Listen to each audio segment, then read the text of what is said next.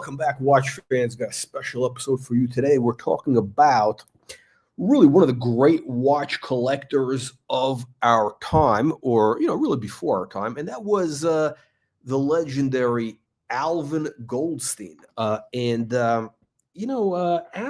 Goldstein. Actually, listen, anybody who is living in New York City, and I don't know, anywhere from the 70s up until the early 2000s definitely knew that name, even though they may not want to admit it. We'll cover Al's watch collection. And how did I find Al's collection? Well, it's very interesting. Phillips recently sold one of his really crazy watches back in this was a few months ago in Geneva, and I was really shocked because these guys. One of the things I really hate about the whole watch, let's use the word, the whole watch collecting thing, the whole watch collecting, culture, subculture, if you will. It's really pretentious and really obnoxious. It's like, it's like 20-year-olds who think that they discovered sex.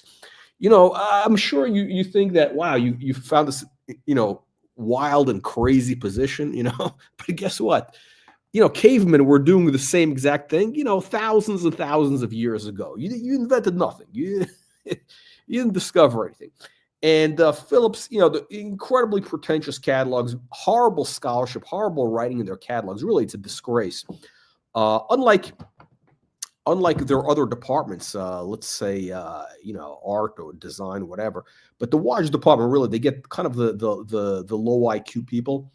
And the community college crowd, and they didn't cover the Al Goldstein provenance, which was a real shame because that watch was actually historically important. I'm going to cover that in a second. Why do I have the Instagram over? Because I'm going to show you the watch. But as I opened Instagram, we got a picture of Mark Zuckerberg of Facebook, who's been this guy's been going crazy with watches recently. I mean, this guy's been buying a lot of random shit. I mean, it's a very weird collection, just like buying random stuff. But here he is. Here he is with a real watch collector. This is the chairman of Luxottica. Actually, by coincidence, this is a guy I know. I know this guy because I wrote him a letter years ago. I wrote him a letter, a complaint letter. Actually, was inspired by Al Goldstein, one of his famous, rants. I bought a pair of glasses at Lens Crafters, and the lenses, after a couple of years, like 2 years, all of a sudden they like started disintegrating or something, and which is like I've never had that happen ever.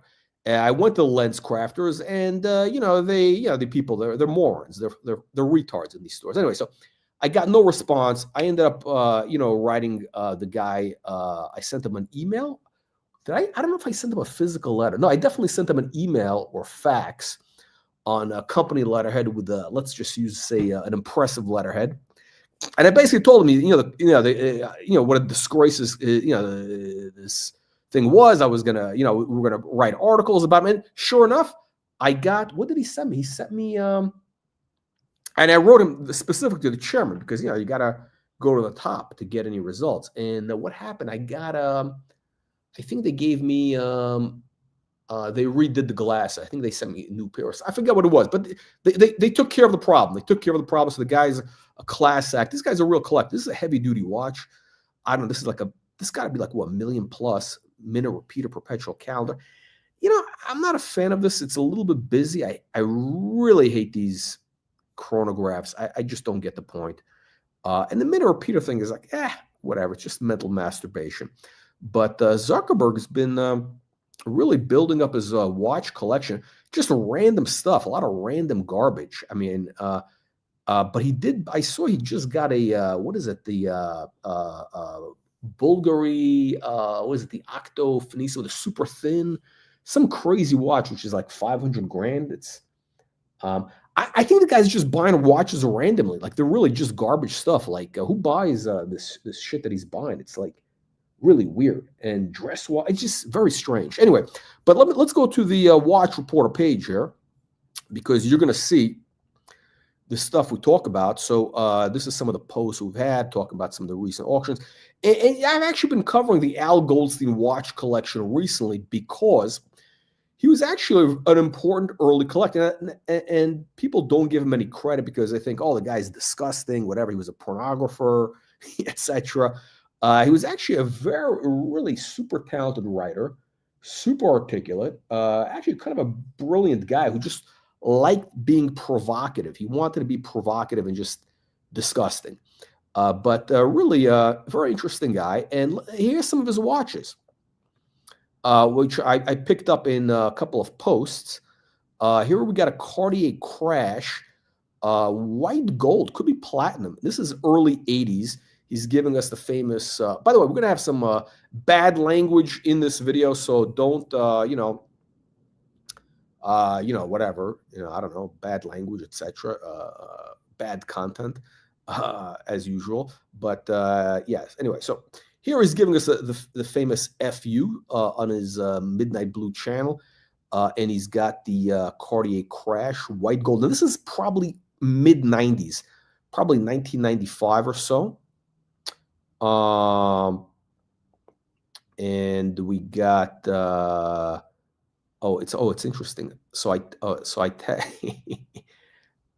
tagged this guy. This is I don't want to, maybe I shouldn't say it's who did I tag? I tagged the guy from Sotheby's, the Sotheby's watch chairman, because he actually knew him. He was actually, I think he was a deputy mayor or something. The guy who runs Sotheby's watches, Manhattan Rowley, I think he worked for the mayor in the late 90s, early 2000s. He knew Al. Look, let's see. Now in this one, he's wearing a. So I posted this, and I said, "Can anybody identify this watch? Because this looks like, I don't know, is it Gerald Genta, AP, Piaget? It's a complication, obviously, right?" And who responded? Our good friend Davide Parmigiani from what do you call it?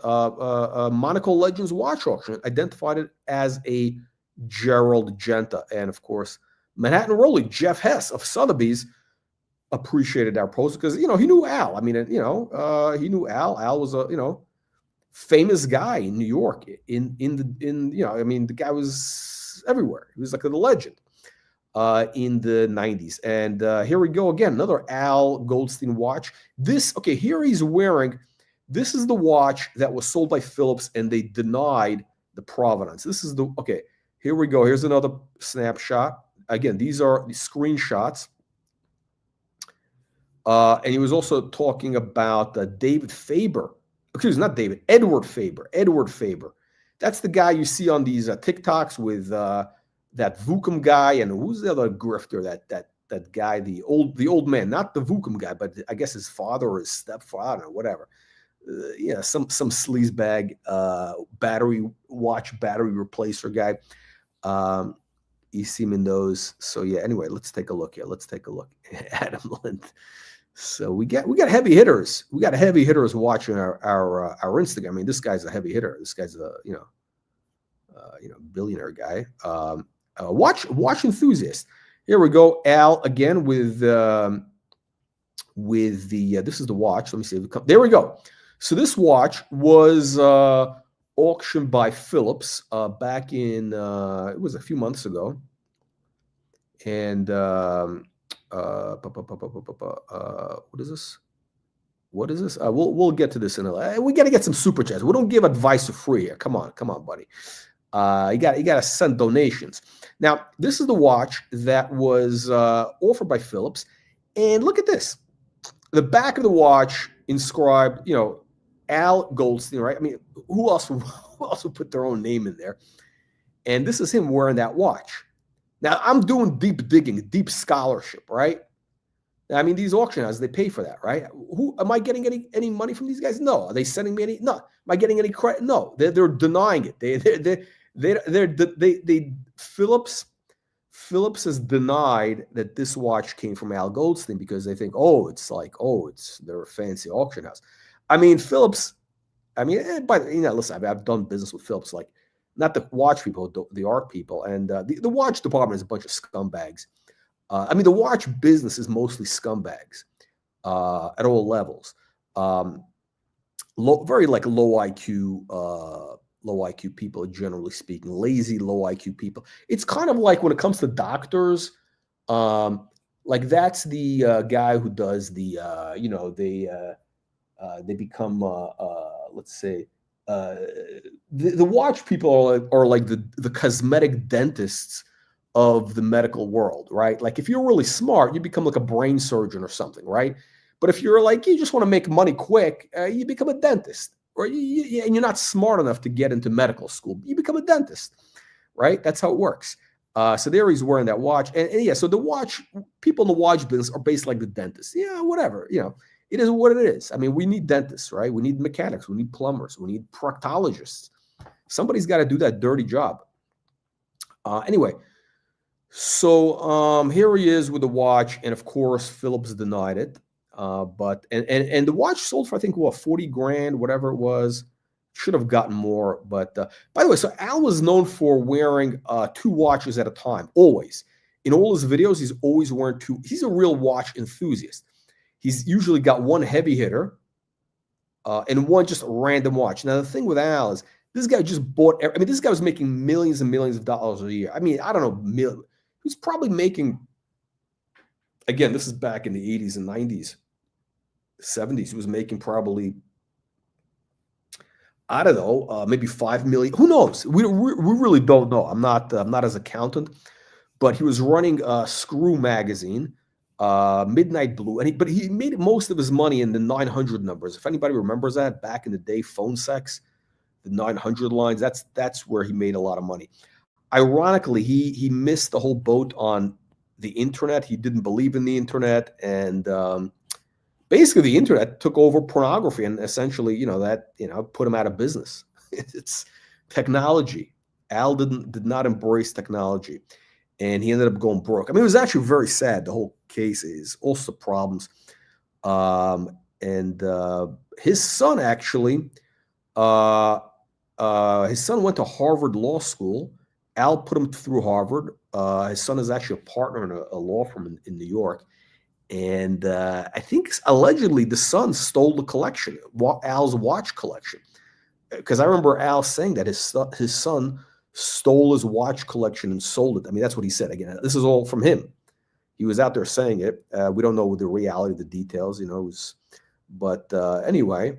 But Al always had 2 watches, one on each wrist. Now let's actually look at Al in action. So we're lucky enough to find some great archives. These are great videos. Some guy, we got to give full credit to this guy, this channel, Ed channel. Ed, we'll put it up here. Ed, whatever. Ed Clips channel. This is from the Midnight Blue show, and these are very funny. So yeah, there's a public access show, and he had the staff. I mean, this is before, you had all these fancy video editing. This is in the days of analog, VHS, beta tapes. You had to make a tape and give it to the cable thing to put it on. It was like Wayne's World. This is before the internet, right? You had to do, it was hard work doing these things. And Al was making these videos. Anyway, so he would make these like parody clips, whatever, right? Hang on, let me start from the beginning. Okay, he's doing a clip about LA.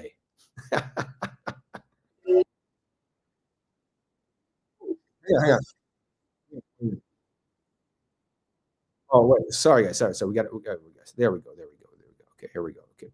Sorry, guys. Okay, let's start from the beginning. Is it on? Okay, there we go. Yeah, we'll get to. Throw some super chats. So we don't do shit for free on this channel. Okay. Let's watch this here. Let's go.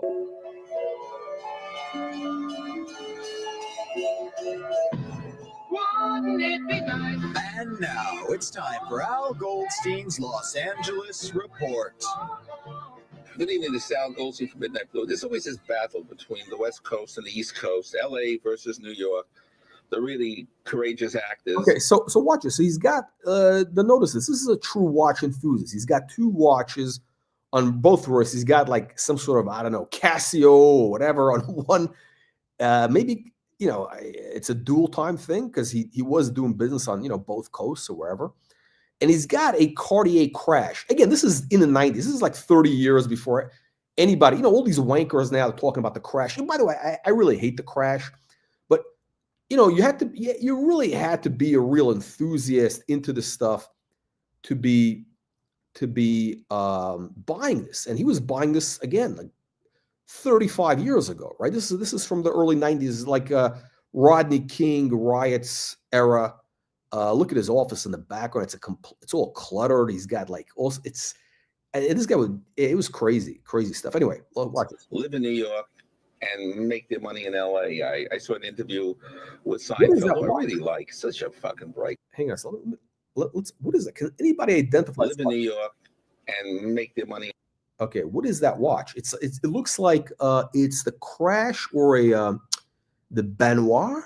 What is it? The Benoit. It's got the Roman numerals, the 3, 6, 9, 12 in big Romans. I believe. I'm not sure the model, but look how big that watch is. This guy's not small, by the way. It's a big watch. In LA, I saw an interview with Seinfeld, who I really like. Such a fucking bright guy. What a pleasure. And Jerry was saying how he has to be in LA because that's where his show is done. And he misses New York desperately. Well, New York is gross with its traffic, but it still is exciting, alive, and the people here are of this galaxy. I'm doing a fuck you to LA. First of all, try to get a rare hamburger at Fat Burger. Here's a place specializing in hamburgers. They have the dumbest staff. This must be the remnants of waiters and waitresses who used to work at Chock full of nuts, who are equally stupid. They were third world idiots. Fat Burger will not give you a rare hamburger. They get nothing right. Now, that's all they do is specialize in that, and they can't get that right. Number two, I go to a movie. This is in Hollywood, and the projector breaks. This is that Boogie Night thing. Actually, I was happy. I paid the projectionist money to set his projector on fire. And the biggest fuck you to LA is I pulled my car into a parking spot to run in to get some luggage fixed. It was a bus stop, true. I was shocked. The parking ticket was $260. Wow. That's a lot of money. $260. Oh, Jay. This is back in like what, 30 years ago. You would pay less. LA, fuck you. Wouldn't it be nice if we were older and This has been Al Goldstein's Los Angeles Report. Let's see. We got. So this guy has got some great clips from the Midnight Blue show. Let's see some others. Good evening. This is Al Goldstein from Midnight Blue. Always on the local news, network news, you see all these. What is he wearing? He's got 2 watches again. No, he's got only one watch. His charity for millions and millions of dollars. He just got a 7-year jail sentence. Was it the American Way? Not the American Way. People for the American. No, that's a good. Oh. That's a good cause. This is a charity. Gruberg reads as much as I do. Yeah, right. Yeah, but wait, it was a guy who head of a charity ripped people off. He's on the jail for 7 years. Maybe United Way. That's it. United Way. Gruberg got it. Right. Man's old but still thinking. There was another operation, I think in Boston, that ripped off born again Christians, promised to double their money every 6 months. Always scams. Scams are bad. But why is it there are some official scams and the media is part of this whole circle of prostitution? And what I'm talking about are the lotteries. You have on TV all these ads making it seem like you're going to win, making it seem like if you're looking out the window and you're seeing another wall, if you win, you'll be in Puerto Rico looking at the sun. They don't tell you that same visual can show you being hit by lightning. Those are the same odds. It's more likely you'll be hit by lightning than you're going to win a lottery. The odds are. It's actually very interesting. So this guy was always very honest, deep honesty, deep brutal honesty, and hated hypocrisy. Actually, he was actually a very really good journalist back in the early 60s. 20 million to 1, and yet it's part of the American system to make it seem like you're a moment away. I had an uncle who was a compulsive gambler, and he always said his horse was going to come in. He wound up losing everything he ever had, never had a pot to piss in. It's sad. I mean, I know when I'm overeating, I'm enhancing death, that my mortality is going to increase. But gamblers are true believers. They are the lovers of fantasy. And the pimps of all this are all these gambling operations. It's not just Las Vegas, it's the lotteries. And the media is really the most corrupt. They go with their video cameras and their microphones to people online. What are you going to do with the money you're going to win? You asshole, you're going to win nothing. There's never been an interview with anybody who ever won anything because no one ever wins. It's pathetic. And it's this cycle and circle, and it's corrosive and dangerous. And why should I be surprised? There are people who go to church every Sunday. There are people who believe in God. So we are a nation of pathetic scam lovers, in the same way that it's been charged that religion is the opium. Hey, we don't see any watches. Hang on, let's watch this. Hang on, we gotta see some watches. Here we go. We got. Okay, hang on. I think this is the watch. Good evening, this is Al Goldstein from Midnight Blue. I have for months, maybe even years, seen this stupid ad for a car. I don't even know what car company it is. It's probably some ad agency that thinks they're creative and innovative assholes. An ad is to sell product, not for you to show off. I've always watched my goddamn art directors because they would turn screw to shit if they could. They want to show off. They want to impress. Oh, by the way, okay, so he's got, again, 2 watches on the wrist. I think the watch on that hand is that AP that we saw, the perpetual calendar. As their fellow artists. Well, that's the way you add. And what is that? It looks like some sort of Breitling. So yeah, double fisting it. Agencies are. You have one fucking job. Move merchandise. I don't want to have a salesman whose hair is coiffed. Sell me the fucking product. Well, I'm not going to mention the name of the car company. Who gives a shit? But I see this stupid-looking Japanese guy who is a bad loser. We whipped his ass in World War II. We destroyed his fucking country. And this scumbag keeps appearing in ads as if we give a shit. What's it mean? Who is he? This stupid Nipponese piece of shit. You're the guys who gave us Pearl Harbor. What the fuck are you laughing at? What do you represent? What are you selling? A car? Gasoline? My farts? I don't fucking get it. I'm not going to mention the name of the. Well, we should mention it. Okay, have you seen it? You seen your little dick? I mean, I don't want to be a racist. You Japanese piece of shit. You fuck. You slanty-eyed turd, small dick, lowlife. What are you smiling at?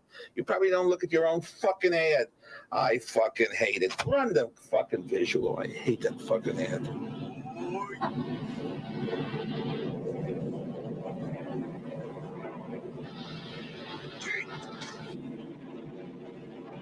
Take that, dishonorable fat Jew. And we'll be back with lots more. Come on.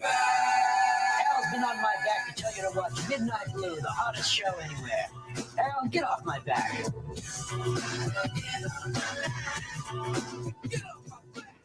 Okay, hang on a second. Okay, so we got that's the AP right there, seen. Again, Phillips is not going to show you this, but we actually do deep horological content here.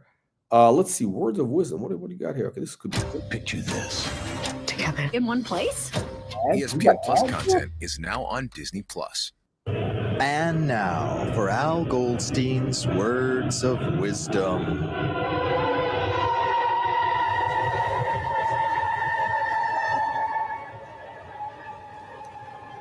Lovely, it's so beautiful. Life is to rejoice. Life is the affirmation of God's way, of chlorophyll, of oxygen, of longitude and latitude. Life is the essence of that which we think it to be. And so this evening, I want to share with you words of wisdom, thoughts to ponder, moments to expand, turds to expel. We know there's going to be something nasty coming up. These are the words. Oh, goodness. What is that? Now, what is that on the wrist? Looks like a integrated bracelet with a hidden clasp. That's interesting. And the message. I mean, the thing is, his taste was very like wild, garish, oversized. He was big into the AP what do you call it? The Royal Oak overseas, and I remember he was doing like a big fu to AP because he had service problems with the Royal Oaks back in 30 years ago. They were garbage watches. I mean, and he was talking about how bad the company was back in the day. Is it Palm 18? Lift up your books and please read after me. My mom always said men are like linoleum floors. Lay them right, and you can walk all over them for 30 years. Take this to your heart. Pray, hold your loved one tight, and multiply. What, 2 watches? Now, what do we got there? It looks like a Gerald Genta.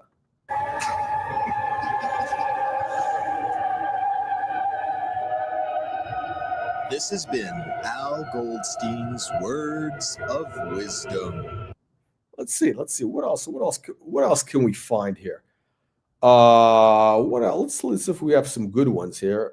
Okay, this is one of the ones where he's always trashing airlines, and that's always he had. Yeah, hang on. Let's get this. Let's get this one. This could be funny. Let's get this here.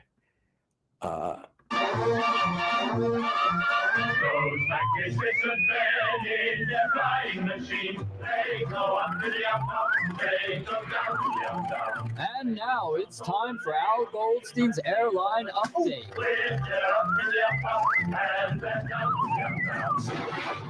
Good evening, this is Al Goldstein from Midnight Blue. This is a serious fuck you.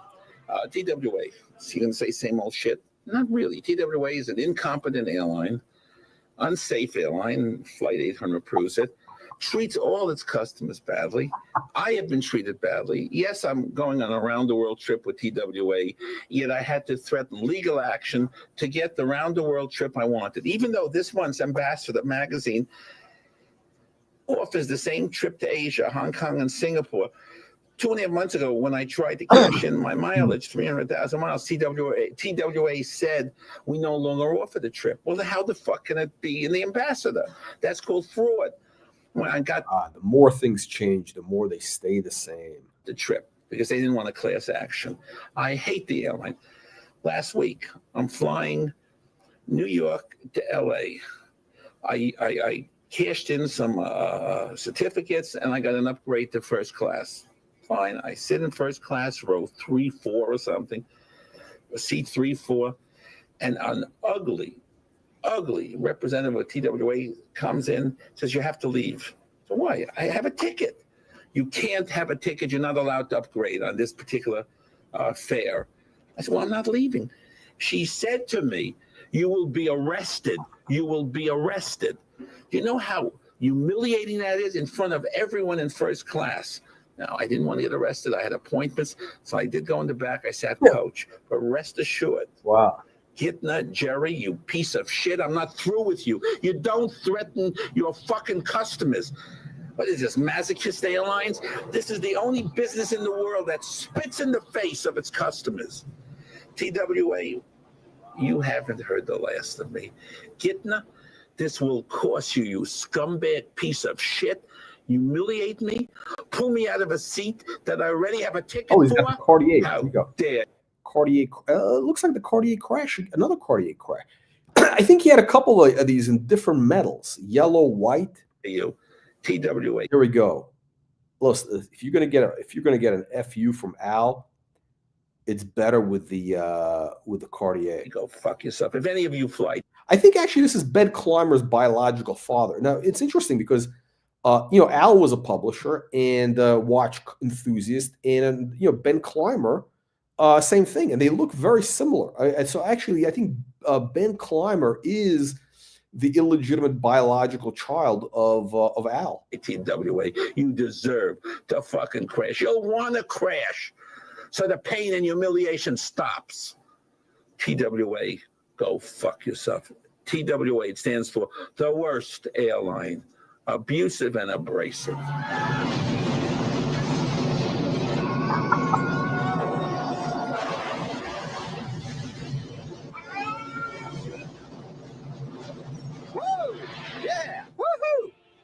soon. There's lots more Midnight Blue coming after these messages. Woohoo! You're half crazy because there's nothing inside, nothing. And you have to torture us to convince yourselves you're superior. Yes, so? Midnight Blue and Al Goldstein torturing others for over 2 decades.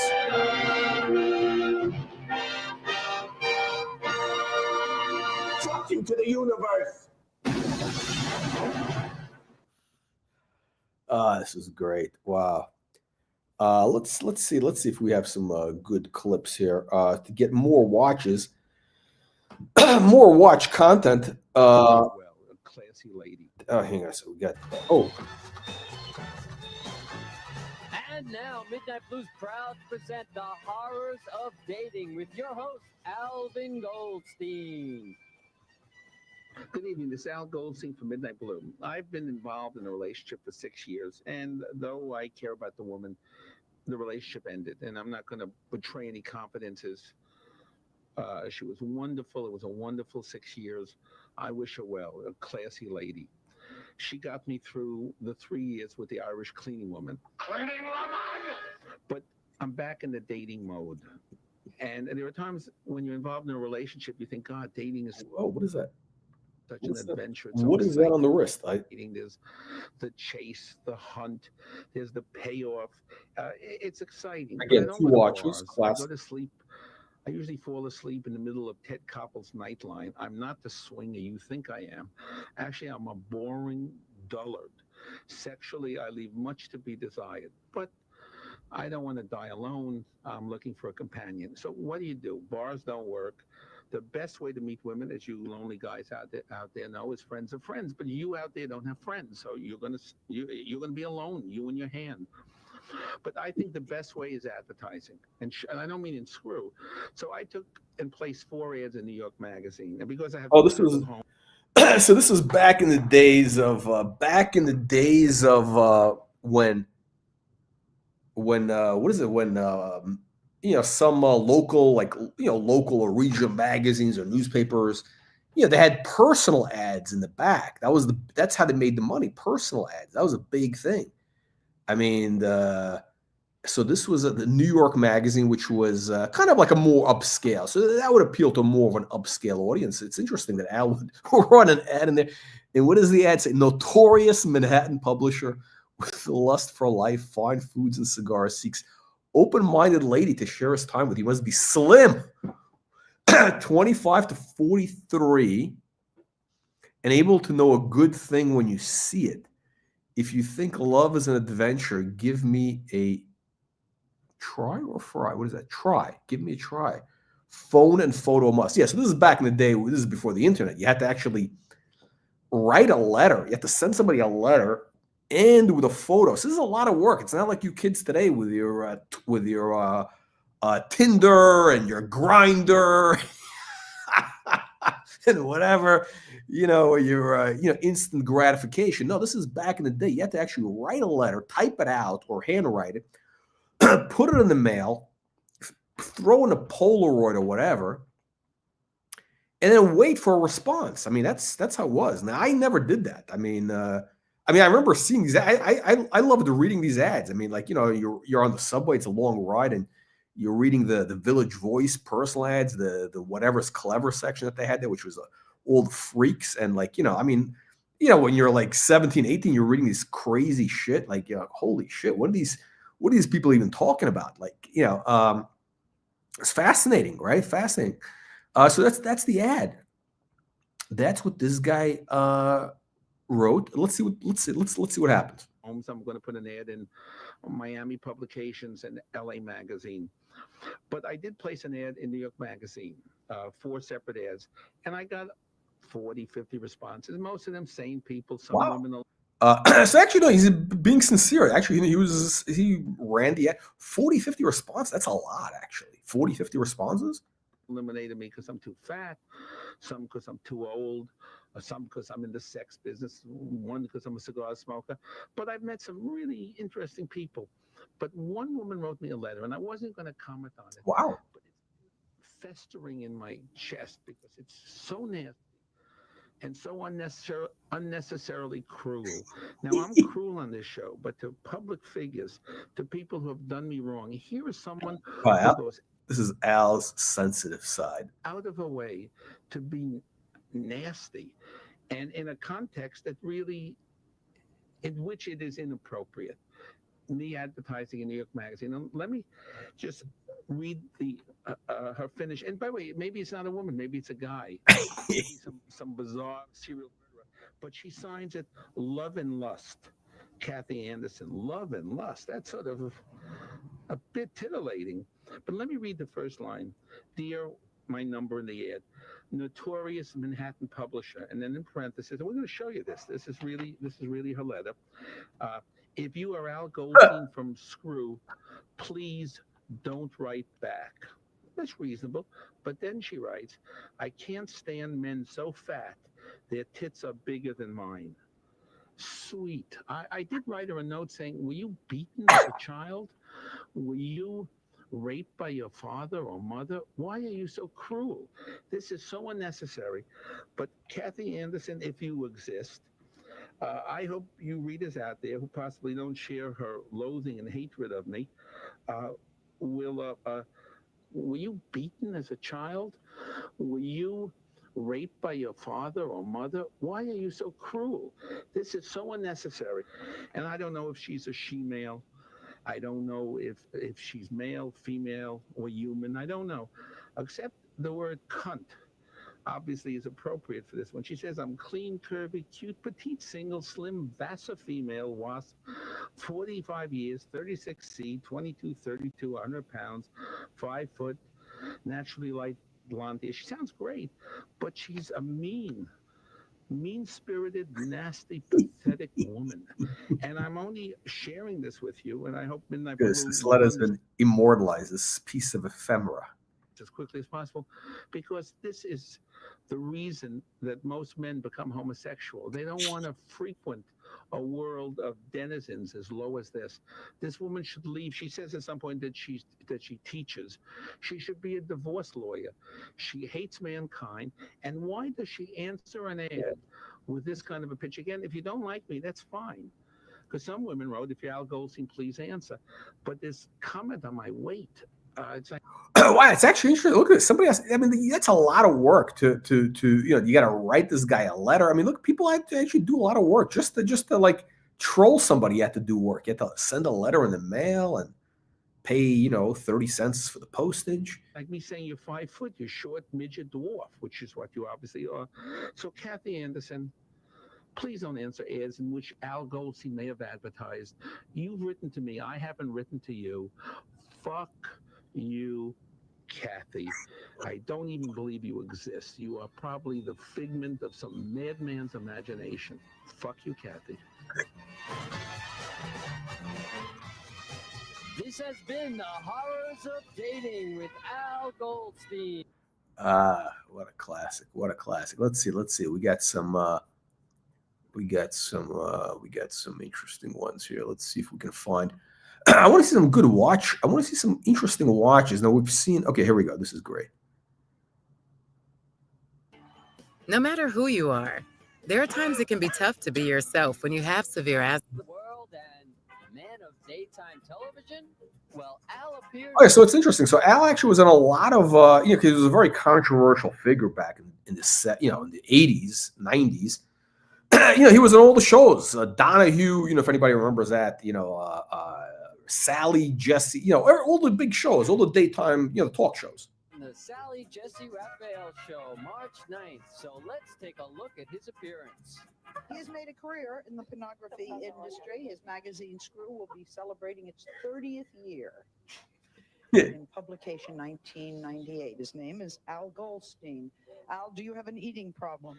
I do. In fact. I mean, this guy looks like creepy Curly, Uncle Curly. Sometimes I'm in front of an area.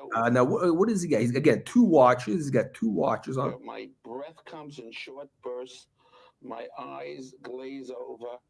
I am absolutely semi-aroused, and I'm in front of the ice cream counter at a supermarket looking at Ben and Jerry. This show here is all about people making a citizen's arrest at Mr. Hagen and Mr. Das and Ben and Jerry, because we're talking about there are many things which can be overused, and the key thing is pornography, in spite of what Doug says, is a symptom, not a cause. And Tim summed it up when he said that when he was 5 years old, he looked at dancing women on the Dean Martin show and got turned on. A guy like Doug in his addiction stage could probably look at the legs of a table and get hot. So what are we going to do? Bust the table? No, it's not about that. It's about Doug. It's about. It's about it's about taking responsibility. Don't blame the symptom. No, I'm responsible for mine. I am an addict. I'm proud to take responsibility. I'm taking responsibility. I've taken responsibility for 10 years. Don't scapegoat pornography. That's simplistic. You're the only person who's talked about pornography in that way. It's about disease. It's not. You're telling me sex is a disease? It can become just like anything. Food, right? A knife that OJ wields can be misused. I misuse food. Don't arrest the symptom. You know there are people who are damaged by this. I mean, you know that. Improved by pornography. I know marriages saved. I know relationships saved by rich fantasy worlds. Who's fatter, Creepy Curly or Al? What 62 looks like. But how many marriages? But how many marriages? I was paid $1,200 to be with a very beautiful woman. How many marriages? You mean to say marriages? 1, 2, 3, 4 marriages? How many marriages? Marriages. How many times have you been married? That was your ring. What times? 4 times. And I've shared Pornography can do this for you. No, and you're going to say that you. Guys like Archie Luxury. Archie's been married with your 4 times. born again self-righteousness. Nobody said born again You have here. the answer for everything. Take responsibility. All you addicts. We're not saying pornography is what caused our problem. We're saying we use We have taken responsibility. Don't blame us. We're not the dealers. We're not Here, blaming you you. want dirty pictures here? No, I don't. We're not blaming you.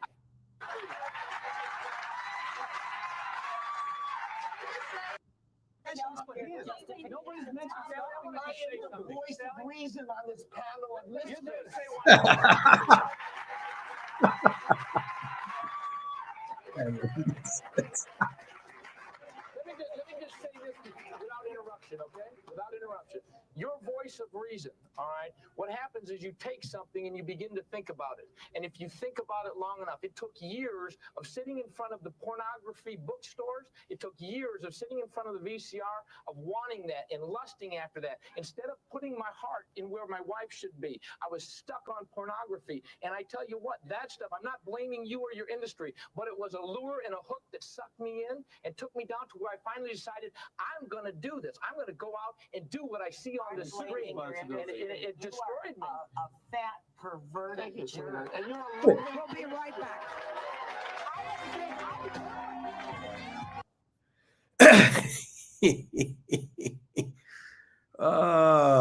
This is great. Hang on, let's see. Talk show. Okay, let's see.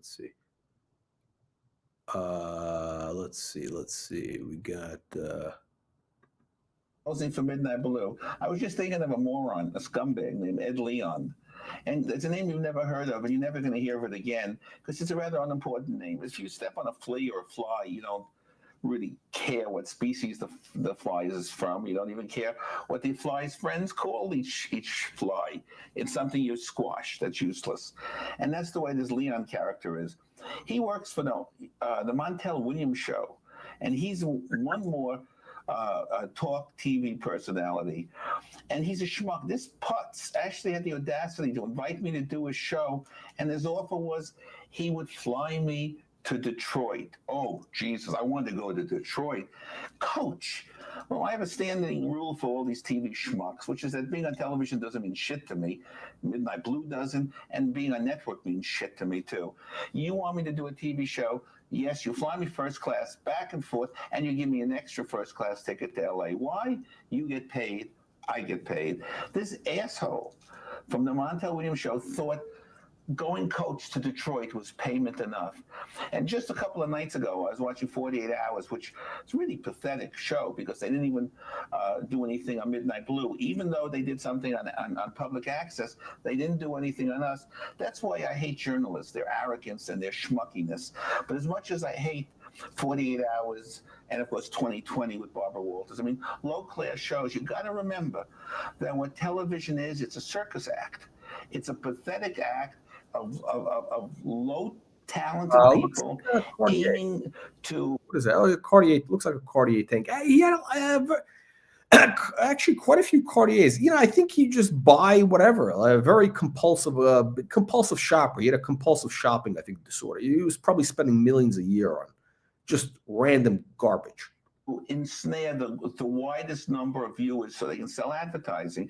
And so you have low-class schmucks like Geraldo. Geraldo is the putz of all time.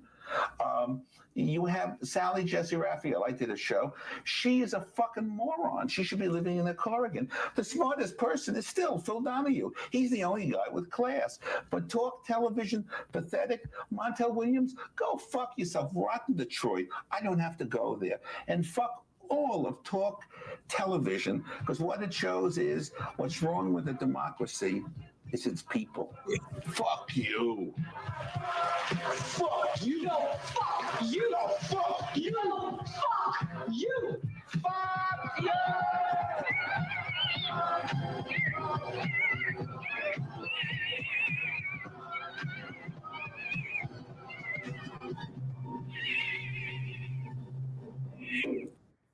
Yes.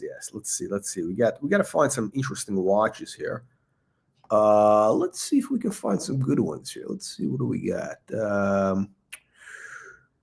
So this guy's posted a lot of clips. This guy Ed. I mean, I'm really glad to find this. I mean, you know, otherwise I'd never see these. Look at this. Look at this. Let's see. What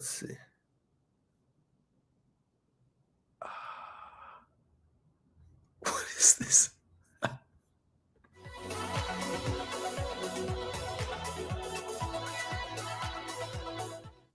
At U.S. Bank, when we say we're in it with you, we mean. I can't believe they're running ads here. What do we got? Not just for the good stuff, the grand open. Head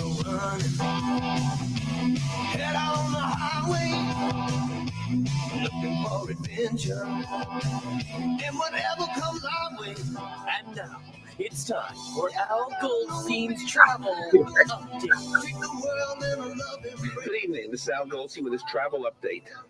Don't go to London. It's too. Hang on. I got to answer this. Hey, listen.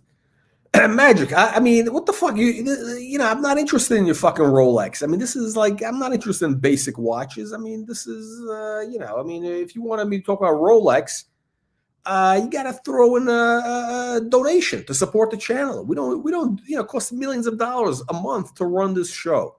So if you want to answer on your basic bitch Rolex watch, you got to make a donation. I mean, you're not talking about Patek here.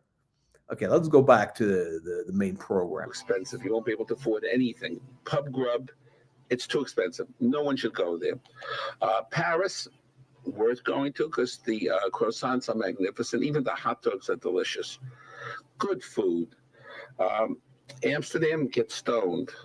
Bangkok's the best. Oriental Hotel, greatest hotel in the world. But in Paris, and I felt poor because, again, the franc is strong.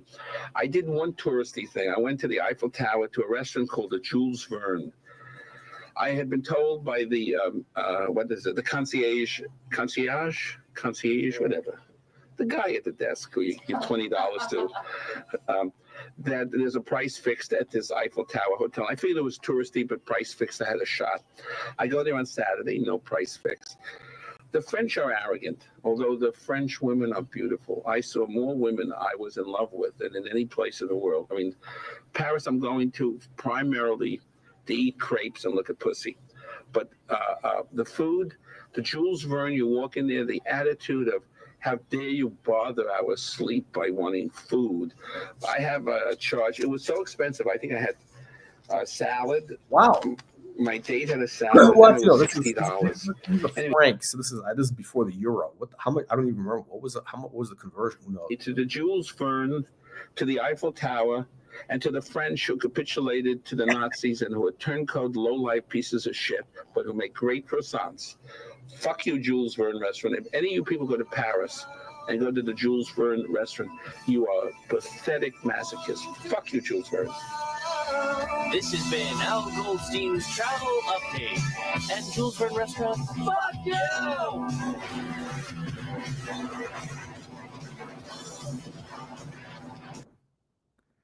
Okay, let's see some we got some other stuff here. Bill Maher. Oh wow, this is this is look at this. This is back in the 90s. With Bill Maher. We've got a very special guest, the always incorrect Al Goldstein. Wow. No, wait, scratch that. Goldstein's too controversial. Good evening, Sal Goldstein from Midnight Blue. Bill Maher is a funny guy. I met him at a Steve Gruberg birthday party. Oh, there we go. He's got the Cartier again, the Crash. And I think he's witty and funny, but I cannot watch Politically Incorrect. How long it's been on the air? 10 months, 2 years? I've never been on it. I'm the most politically incorrect man in the universe. Why? I'm not sure if it's Bill Maher's fault, but I am boycotted and blacklisted. Bill Maher at Gruberg's party said he'd have me on the show. Never a call. Jeff Greenfield. I'm not sure who was good friends with him was Penn Jillette, the Penn and Teller guy, the magician. When Al fell in hard times, it was Penn. He was like his only friend left. Penn Jillette supported him. Who was a god to me. He went from ABC to CNN. He even plugged Midnight Blue a couple of nights ago. But Bill Maher, you hypocrite, low-life piece of shit, small dick, turd, twerp, lying scumbag. Politically incorrect? If I'm not on, you are politically correct, you phony, with your celebrities on the show instead of people who have a point of view. When are you going to have atheists on the show? Someone like Neil Rogers with Florida Radio is truly unusual because he's an atheist and homosexual. No, you lowlife. You have homogenized people who you make believe are outlaws. Bill Maher and politically incorrect. Fuck you. Tonight on Politically Incorrect with Bill Maher. 1, fire! On target.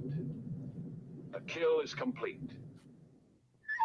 I married a cleaning woman, a woman who cleaned apartments. What the fuck was wrong with me? Like a flaming item. This is great. Let's see here.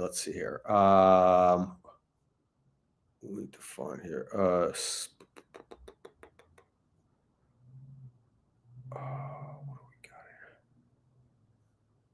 What do we got here? Loose ends. Okay, here we go. Maybe this is okay. Let's see. Good evening, Sal Goldstein from Midnight Blue.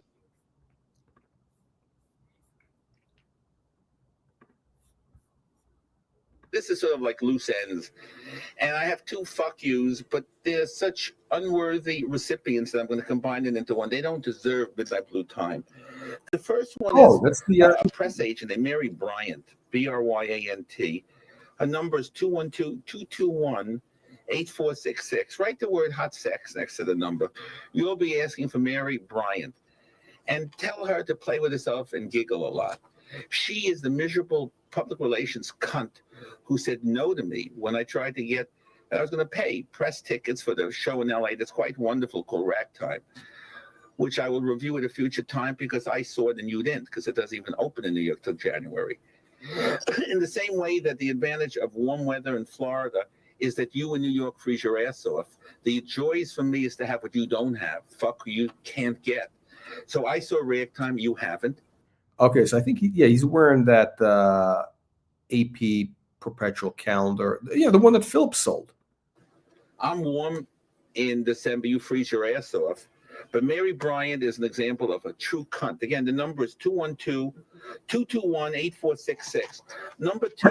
This is actually, this is what he was known for. If you pissed off Al, he'd basically, put your number up there on the cable show for everybody to see. I had a humidor, beautiful humidor, made by our boy Yankel Ginsberg.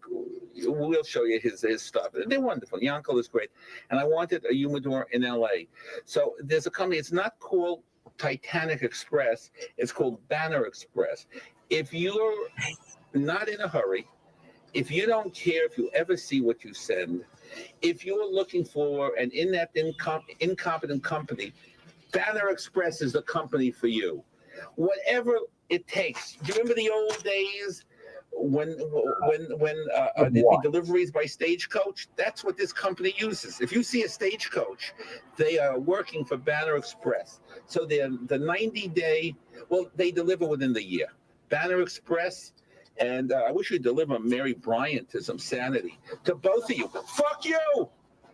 Hey, lady, I got a great idea. Let's not blow something up. Let's do something totally different.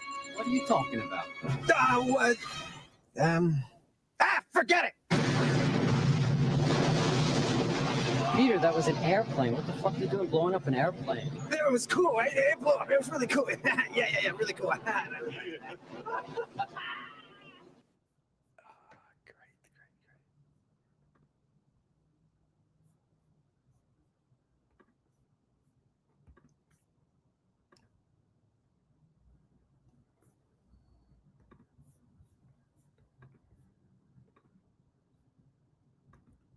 What?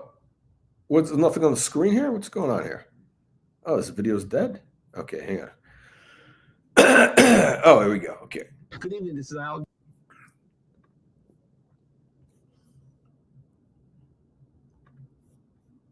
Goldstein from Midnight Blue. When I started Screw, the Irish pieces of shit cops who were all on the take hated me. And when I got arrested, we'll put a nightstick up your ass. And then one time, I think Lenny was there when I got dressed as Jesus Christ and went to St. Patty's Cathedral. Were you there? No, okay. Anyway, I was arrested. Charges were dropped because it's an overt act, it's speech. But the Irish cunt cop, you know, I hate the Irish, I think, is what it boils down to. Cunt, Flaherty, wife 4, Irish cops. But the new Irish cops I like, because when I started Screw, I was dirty Alvin. Now when I meet cops, Irish, Jewish, black, they've been on the force 10, 15, 20 years, and so I've been around. So I'm sort of, again, establishment, and they like me. But for 25 years, I tried to get a carry permit in New York, and the low class, and they were low class people, who were faggots, who wanted to suck dick and have sperm dribble down their mouth. They sounds like Uncle Curly and OC. They weren't only latent homosexuals, they were again, Uncle Curly and OC. They were overt homosexuals. These were the New York City cops from 25 years ago. The new cops I like. Anyway, for 25 years, I was tied up with, I couldn't have a carry permit. I could have a premises permit. And it was really a vengeance and a vendetta. But you didn't win, scumbags. In Florida, look what I have. A carry permit. Isn't that wonderful? You got nothing. You lost, you scumbags, you pieces of shit who put nightsticks up poor people. You are dreadful. To the young cops, I thank you, and I think New York cops are wonderful. But the old Irish mafia, you are pieces of shit. At least you're dying with your drunken liver diseases. At least your wives are fucking young studs, hopefully Jewish. But I have my permit, and I have a federal gun dealer license. So fuck you. Eat shit. Revenge is sweet. And to all you scumbags from the gun permit division, blow each other, suck each other, go to your glory holes and eat dick. Just know I have persevered, survived, and living well, and having this permit is the best revenge. So fuck you. Ah, shit. Let's see. Sports. Okay, let's see.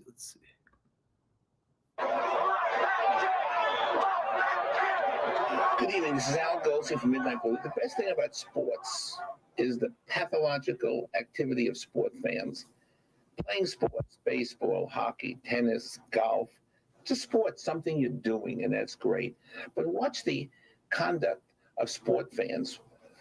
60,000 fat trailer camp schlubs are basically wearing the shirts of their hockey team / football team. Pathetic, yelling and moaning, dying and living with the activities removed from them. These are the kind of people who say, we won, we lost.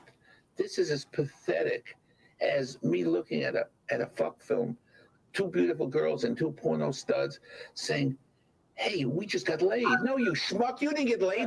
They got laid. You voyeuristic lump of clay. You sport fans have no lives, so everything is secondary.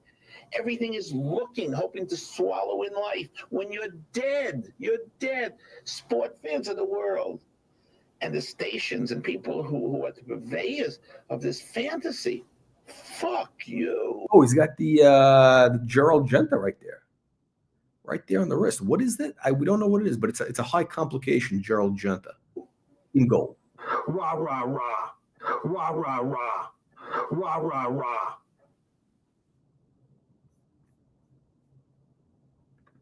Hang on a sec. Let's see. What do we got? Wow, there's a lot of videos here. Wow. Thigh mask. Anybody remember that? That was Do the hustle.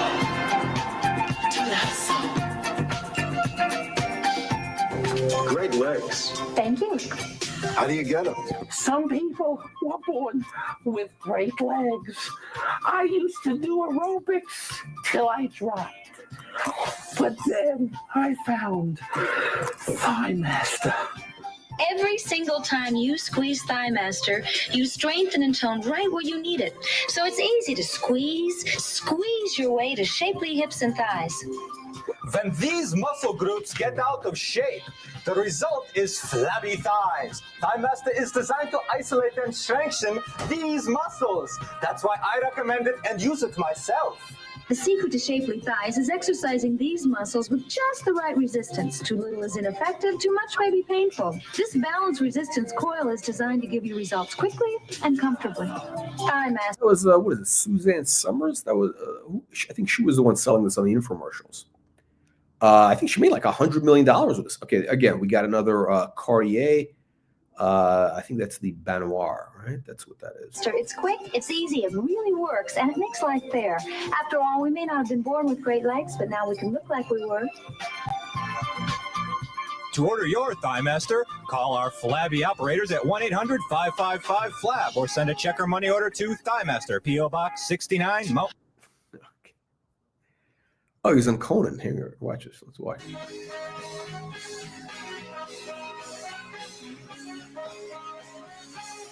everybody. We are back. My next guest tonight has been the publisher of Screw magazine for the past 31 years. He's also the host of the legendary public access show Midnight Blue. Please welcome. Yeah, well, see, look, we cover real celebrities here. I mean, Conan, of course. Al Goldstein.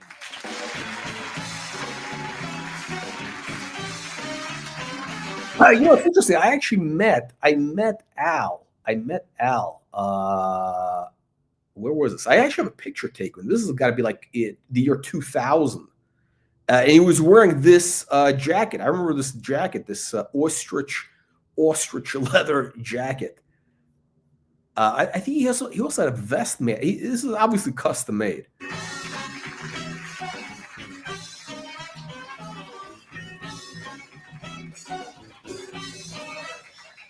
Explain how you ended up here, because a lot of people say, why is Al Goldstein coming on the most prestigious and popular late night show in history? Bear with me. You should tell people how it happened. Truly, Conan, first of all, no one else called. One. Number two, I was at Beach, one of my favorite restaurants. Nice restaurant. Nice restaurant. Goldstein, the manager, dear friend, says Conan O'Brien is at the bar. I said, he's Irish. Redundancy. Of course he's at the bar. So I send you over my card. I was not at the bar. You were under the bar. And I send over a card saying I will perform oral sex on you if you book me. You came running over with your lean 6'4" Irish body saying that's the best offer I ever had. In fact, it's the only offer you ever had. I have a very sad life. You got two watches. Now, those are probably two heavy hitters, because I mean, if he's going on a late night show, he's not going to wear Cassie. He's going to wear Irish guy. And I said, I'll even have your child in Hawaii. And we booked a hotel suite.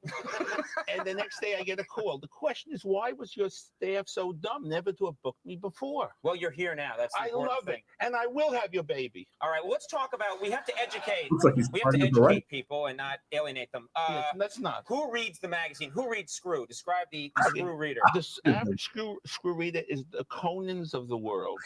Uptight Irish people who don't know what sex is. You once read about it in James Joyce. You remember the Molly Bloom soliloquy. You know a couple of dirty words. Yeah, but the bottom line is, you are the people who, when you make love, those rare moments when you have a hooker who says yes, you unscrew the bulb because you don't want to have sex in the light. Jews are exhibitionists. We put floodlights in, and you know it. You are inept. And then no, Conan. I'm so glad I had you on. You're 6 foot. I gotta troll around in restaurants more often. Yeah, you're 6'4", hovering over, waiting for oral sex offerings. No, it's pathetic. And you know what the real bottom? Yeah, Conan, the bottom line is, when this show is canceled, you have a girlfriend now. She'll dump you so fast. You are a lonely Irish guy. You will be masturbating yourself to sleep. And no, it's true. And your hand will fall asleep. Even further rejection. You know that. Your own hand rebels at touching your body. You know why? Man, you have just... Conan, maybe this is just clearing my sinuses. This is just such a strong dose. No, after 31 years, I'm finally on late night TV. Maybe that's why I was never booked before, because I'm a foul-mouthed vulgarian. Now, let's, I believe that everything you've said is going to happen, and I'm looking forward to it. Yes. Let's talk about, hey, what the hell was that? Your hand. Oh, my hand. Okay, It wasn't your penis. No, all right, I couldn't find it. You rascal. You do a segment on your show that's quite famous. I can't say the word here, although at this point I probably could. It's the FU segment, we'll call it for now, where you go after a business, usually a business that's disappointed in you in some way. Everybody. I hate AT&T, this phone. You can never call anybody. The president of AT&T. They're a sponsor, right? Are they? I want to make... You're an idiot! Okay. Yeah, but okay. But the point, I love AT&T. It doesn't work, which is good because no one bothers me. I remember before I started my newspaper, I went to a movie theater and there was the screen focus was soft. I took them to small claims court, and well, you paid a lot of money. Even I go in for senior citizen. Right. I paid a lot of money. And number two, I could use Midnight Blue as a soapbox to denounce it. Everyone out there, this whole audience has been ripped off and violated. So I'm the voice of reason who says we're not going to take it anymore. You're the spokesperson for everybody. I'm every man because look at this. I'm a fat Jew. I'm a licensed New York City cab driver. You are? I am. I'm very proud of that. I renew my license. Can I just show them the picture, please? Okay. What was happening when this picture was taken? Get in there tight. Do you look Yes, very interesting. Actually, Al was driving a cab back in the 60s. That was his first job, really, to pay the bills, and he always renewed his license just in case, in case anything went bad. And he always kept his license, the hack license. Completely shocked and horrified. Giuliani was running around naked.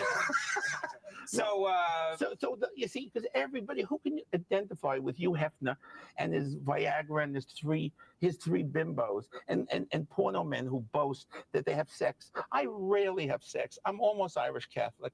I dream about it. I think about it. I get very little. That's why I started the paper, to have sex. And even in marriage, wives say we're not that kind of girl. Okay, you've been married how many times? 0 for 4. The last girl was an Irish girl. I hate the Irish. I hate the Irish. I was worried that this was going to end on an awkward note, but you found something we could agree on. No, I'm just kidding. You ran a personal ad. We got to go, but you ran a personal ad recently. Controversial fat publisher looking for pretty woman to share his 4 homes. First of all, Why are you mentioning the 4 homes in the personal ad? You have to give quid pro quo. I mean, you're from Harvard. You know quid pro quo. That's what I love about you. You're the brightest man on television. Obviously, I'm making mistakes left and right. You booked me, okay. But it's all about somebody has to get something. I'm a bad lover. Mm-hmm. I have early bird. Snappy dresser, though. You got that going for you. I have early bird sex. Uh-huh. I nap a lot. I'm not even that interested in sex, so I have to give the woman something. So I give her 4 homes and coach fares. Where are you? Well, I'm a Jew. No, I'm going to pay first class. No, I'm not. Right. I live in Holland because I smoke hash and marijuana. I love it. I'm stoned out of my mind. I didn't smoke till 2 years ago. So what? Wait, think of it. I'm 63 years old. I'm going to be drooling in Century Village. Let me be stoned on good hash. Well, you won them over. No. Al, I gotta say, we're completely out of time, but I was worried, but you won them over at the end. And I love you. I love you and I care about you. I know you care about .com. Please visit our porno website. We're so lonely.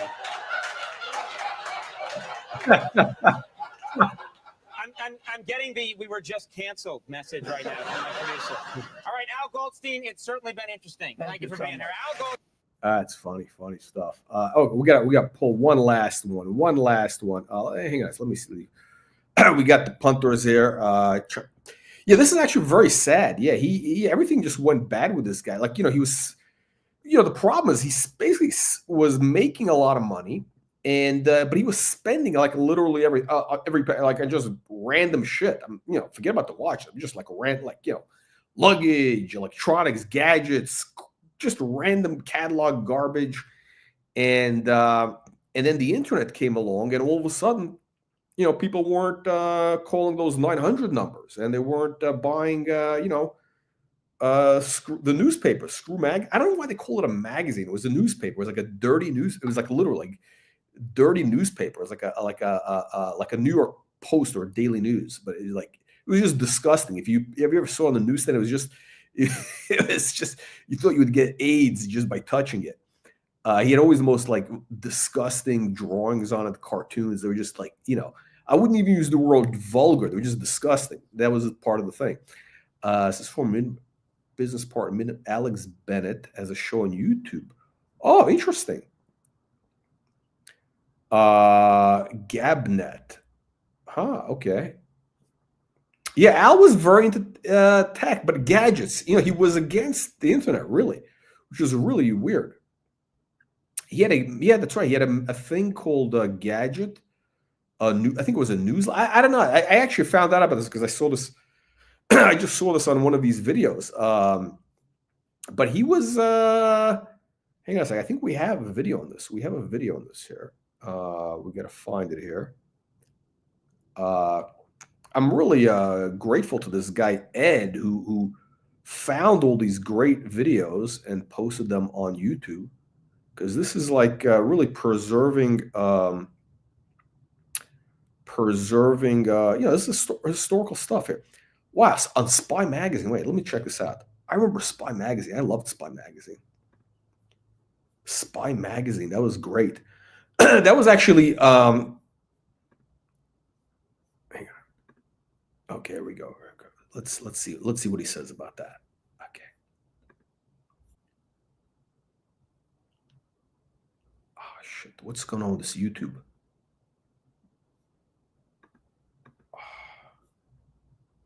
Is it gonna play?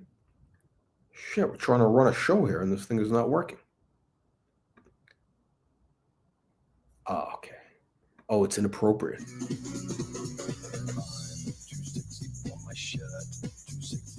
Shirt so sexy it hurts.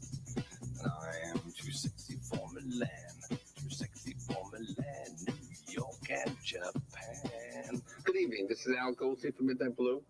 I've been getting a lot of publicity lately. It's strange because I don't have a press agent. Smoke Magazine had my photo in color in their spring issue. That was a favorable piece. Oh, there we go. I think that's a Gerald Genta right there that he was wearing. GQ and Art Cooper were very kind to me in the August issue, an interview with me. And then the September-October issue, because I sort of thought I shot my load and I'll disappear back into oblivion where I'm most comfortable. But this magazine Spy, which used to be a very good acerbic magazine. I don't know. It's gone through. That was a legendary magazine. Still out. I subscribe to everything. I don't subscribe to Spy. But there he is. He's got the Audemars Piguet perpetual calendar on the right wrist, I guess it is, and he's got some sort of shitter watch in the other wrist. Article about me in the September-October issue.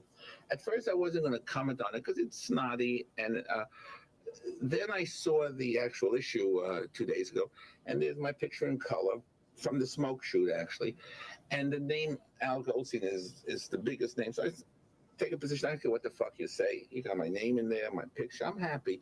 The guy who wrote it is Mark Kramer, who worked for me for 2 years. I don't really remember him. He says he ghosted my editorials. I think he maybe cleaned windows or was a messenger. Maybe blew me. I'm not sure. Interestingly, back in the day, we're talking about in the 1990s, early 2000s.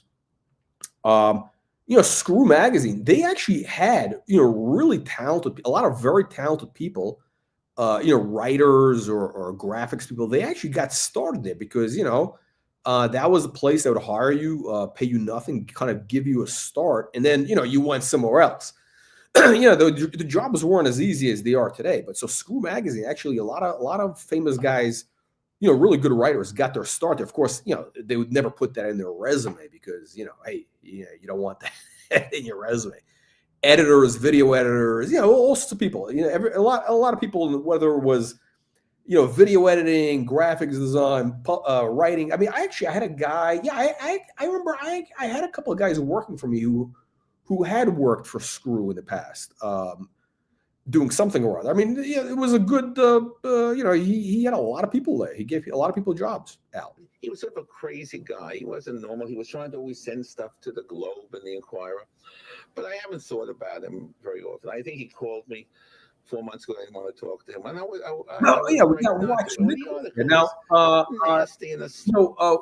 this actually, Watch Nicholas, we're doing a deep investigative stuff on the grooming epidemic in the watch community, right? Interesting content. And does Al remind you of Uncle Curly? Uncle Curly.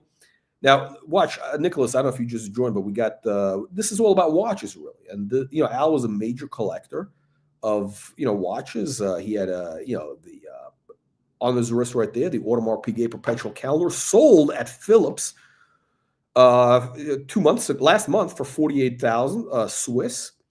Gerald Genta, Cartier Crash, all that stuff. Really interesting. Slam, but it's mostly honest. I am fat. I'm demanding. I'm difficult. I'm controlling. My memos are wonderful, but it's worth seeing because it's me as a human being. I make no apology. Once you admit who you are, then no one can hurt you. This is me. I'm proud of it. So Mark is nasty. He's trying to get revenge, but he doesn't understand I'm actually happy. Every sling and every arrow directed at me makes me feel good. The fact you take the time to point the arrow makes me feel good. So Mark Kramer, you pathetic, small dick, cocksucking piece of shit. Thank you. Spy, you're probably going to be out of business soon, but it's okay. I got another picture of me and another headline, which I can laminate and hang in my many homes. So I don't give a shit. I don't care. So Spy was published by, what's his name? What the hell is his name? He went on to, Spy went bust, and then he went on to be the publisher of Vanity Fair. What's his name? The guy with the stupid haircut. What the hell is his name? Gordon. What the fuck is his name? I don't know. Another grifter. Yeah, I'm going to send it to my friends. You might want to buy it out there. You people who watch the show don't have much money, so steal a copy or check the subways. And what's interesting on my dictaphone notes, which Gruberg and other people have wanted to publish. In fact, when I die, it'll be like sort of renamed words from Chairman Goldstein. It's funny. The way I run my company is funny. The world of pornography is funny. Pick up Spy. I think you'll enjoy it. And Mark Kramer, don't you wish you were me? Stay tuned. There's plenty more Midnight Blue coming after these messages. Good evening. This is Al Goldstein from Midnight Blue. You know, Spy Magazine's been around a long time. It's gone through several different owners. It's really mediocre. And in the new issue, I mentioned there was a 4 or 5 page profile by some writer whose name I've long forgotten. I forgot it even when he worked for me. I don't care what the article said. The important thing was they had my name on the cover. They had a full-page color picture, and the name Al Goldstein was big. I don't care if you say I blew Hitler. I don't give a shit. Just use my name, run a photo, put me on the cover, say what you want.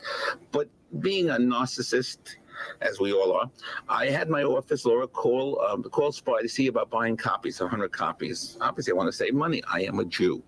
I do not pay retail. And Spy's offered to Laura, this was by somebody named Lisa, was we can buy the copies at the regular cover price of $3. They won't charge me shipping. Lisa and Spy, your shrunken brains have gotten to you. I'm sure you don't get paid salaries. You're like hippies. You're like East Village Other Losers. You remember that newspaper Rat? You are caricatures of human beings. Do you think I, as a publisher of 28 years, would bite at that? If you sell the magazine direct, you're not giving the third that the news dealer gets. There was no offer.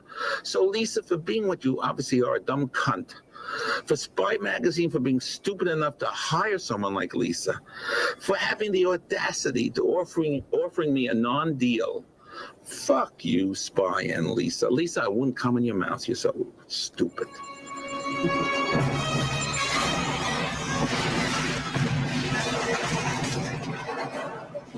You know, I'm sorry. We're going to have to get some different footage of something blowing up, okay?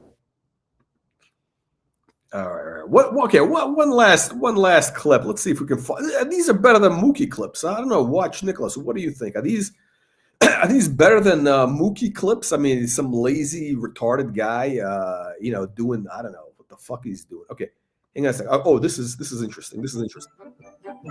This is going to be interesting and quite ironic as Al discusses the internet. I think this was done circa 1998 or so, 1997. And of course, we know that the internet ultimately put him out of business. And right now on Midnight Blue, Al Goldstein and the Flat Earth Society present Technophobia. Good evening, this is Al Goldstein from Midnight Blue. You notice this pensive look? Oh, there we go. He's got the Cartier, another Cartier. I think that's the battle.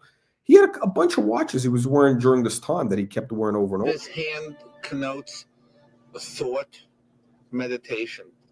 Because this is a think piece. And basically, I am sick and fucking tired of all you computer nerds who tell me it's the future. I went to a place called Cyber Cafe. I reckon. Yeah, that's it, Cyber Cafe on Spring Street. And I'd read about it. It's a coffee shop that has computers, and for $6 for half an hour, Yeah, so back in the day, you didn't have internet. There was no internet on your phone or in your home. It was expensive. You had to pay either you had AOL. This is in the early days, but most people, you had to basically go to a place where they had a connection, a high-speed connection. And they had a Netscape browser. Was it Netscape? Netscape, yeah, Netscape browser on a computer. No, people didn't have computers in the 90s. They really didn't. Get into whatever the fuck the internet is. Well, let me tell you something. I'm more than 60 years old. I don't give a flying fuck about computers. It won't be perfected for 50 years. By then, I'll be molded in a grave 6 feet under. It's now to me a nightlight. These pathetic guys with their eyes pressed against this flickering screen. It's right out of George Orwell, 1984. It's so sad and so cut off and so obsessive that it makes me want to cry. I know to you I sound like a Luddite who hates technology. Well, computers suck. Last Saturday, I'm with my friend and my girlfriend, and we're looking to get theater reviews. We may or may not go off Broadway. So we passed the cafe. She says, oh, I can look it up. 21 minutes into the time we go online, she's still not at the wrong, what's the word, site? Fucking site? It's a Suddenly we find the New York Times reviews it. Do you know if I had a New York Times in my hand, I could find it in 20 seconds. So this is absurd. All the while you're looking or searching or connecting or hacking, who knows what it is. You're looking at ads. It's a fucking scam. Computers are through. It's a conspiracy of the CIA to keep our youngest off the streets looking at these stupid images. It is unbelievable. I fucking hate these things. So Cyber Cafe and your $6 charge, and you morons who, if you're not watching pornography inordinately or obsessively, are staring at your computer screens, get a fucking life. Get a living girlfriend. Get a boyfriend. Get a friendly pet. We don't give a shit. But it's sad, your alienation. Oh, It's not that you're alienated. It's that he's got another Gerald Gent on the other wrist. you're trying to lay on the rest of us guilt because we're not as fucked up as you are. Computer nerds of the world, don't unite. Kill yourself. Please go to Jonestown. Drink Kool-Aid. Leave us the fuck alone. Computers of the world, explode.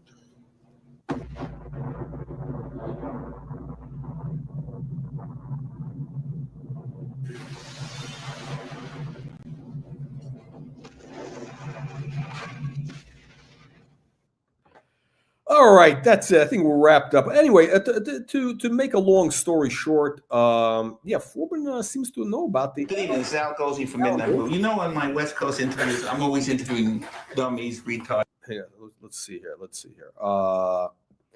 What do we got? Yeah, so it's really interesting. So look, the reason we're doing this, this collection review is. The reality is, Al was an early enthusiastic, horological enthusiast, and all these wankers these days, they're talking, oh, I got the Cartier Crash, I mean, like they discovered something new. I mean, this is like a bunch of clowns, these guys, I think, a bunch of pretentious scumbags. That's the whole watch world. In the these sites, these channels, these Instagrammers, a bunch of wankers, these bunch of lowlifes and degenerates. Anyway, to wrap it up, this was the guy who was the original watch enthusiast and collector and a publisher, and he was actually the biological father of Ben Clymer of Hodinkee. Now Ben is going to deny it. But look at the resemblance. And tell us that's not his biological father. And obviously, Ben probably stole some of Al's watches, which he used to start his shitter site, Hodinkee, which scammed a lot of people out of millions of dollars, and before was eventually sold to who would want to watch us? So they're going to shut that thing down. It's a piece of garbage. I mean, they're basically bought it for the email list. I mean, that's what it's about. Alex Bennett. Who's Alex Bennett? Good guy. I don't know. I don't remember that. I never heard of this guy. I don't know him. I don't know, but no, it could be interesting. I mean, hey, hook it up. I mean, we'll have Alex on the program here on the other channel, not this channel. This is actually a serious watch channel, but we can have him on the Extreme Horology channel. I don't know where to find them, but interesting. No, a lot of these, really talented guys, and again, in the creative community, if you will call it that, they got their start at Screw and Midnight Blue. Very interesting. This guy was like, a big media mogul back in the day, and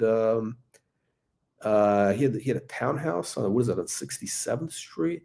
I mean, this guy was making millions and millions. He should have been like Larry Flint, but he just, I don't know what happened. He just, too many divorces, too much crazy spending, not enough focus on the business is what I guess what happened. But interesting guy. All right. Everybody, thank you for joining. Make sure, again, you send donations. You got to keep the channel on the air. It costs millions of dollars a month to keep this going. So, again, keep those wires coming in, and we'll see you in the next one.